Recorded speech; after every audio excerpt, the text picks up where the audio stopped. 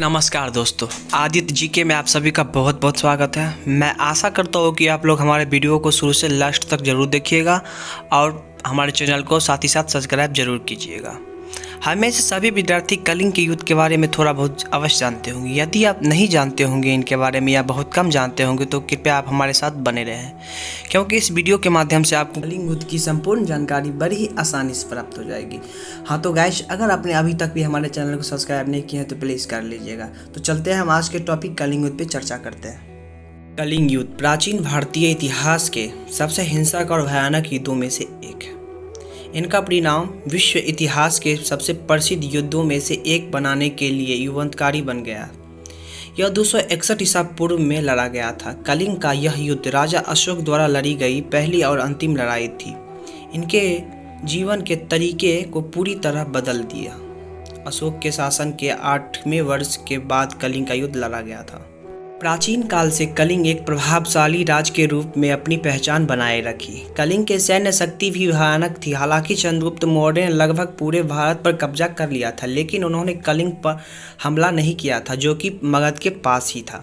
पहले दो मौर्य सम्राट कलिंग के सैन्य ताकत से बहुत परिचित थे। तीसरे मौर्य सम्राट अशोक को भी कलिंग पर हमले के लिए राज्याभिषेक के बाद 8 वर्ष का इंतजार करना पड़ा था।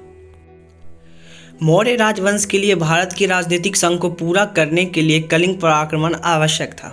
चूँकि कलिंग क्षेत्र उत्तर और दक्षिण भारत के बीच भूमि पार करने वाले क्षेत्र के समान था, मगध क्षेत्र पर स्पर्श करने वाली शक्तिशाली स्वतंत्र राज्य का अस्तित्व मौर्य साम्राज्य के लिए सीधे खतरे की तरह था।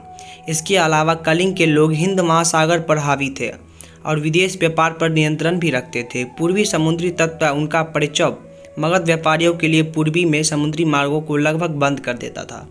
इसके अलावा दक्कन और गंगा घाटी के आंतरिक व्यापार के लिए भूमि मार्गों को भी कलिंग द्वारा नियंत्रण किया गया था। इस प्रकार मौर्य साम्राज्य की अर्थव्यवस्था समुद्र और पूर्वी समुद्र तट पर कलिंग के परिचय से प्रभावित थी। दोनों शक्तियों के बीच की दुश्मनी राजनीतिक और आर्थिक रूप से स्वाभाविक थी, क्योंकि उनका अस्तित्व एक दूसरे के करीब था।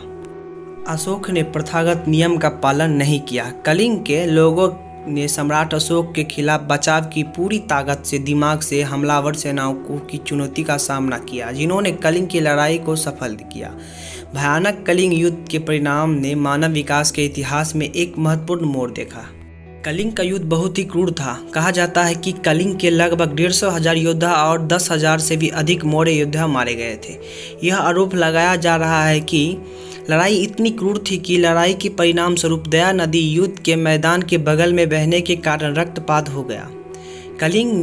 कलिंग के कई हजार पुरुषों और महिलाओं को निर्वासित किया गया। कलिंग के युद्ध के बाद सम्राट अशोक ने अपने सैन्य आक्रमणों को समाप्त कर दिया और मौर्य साम्राज्य को क्षेत्रीय विकास नीति को पूरी तरह से रोक दिया।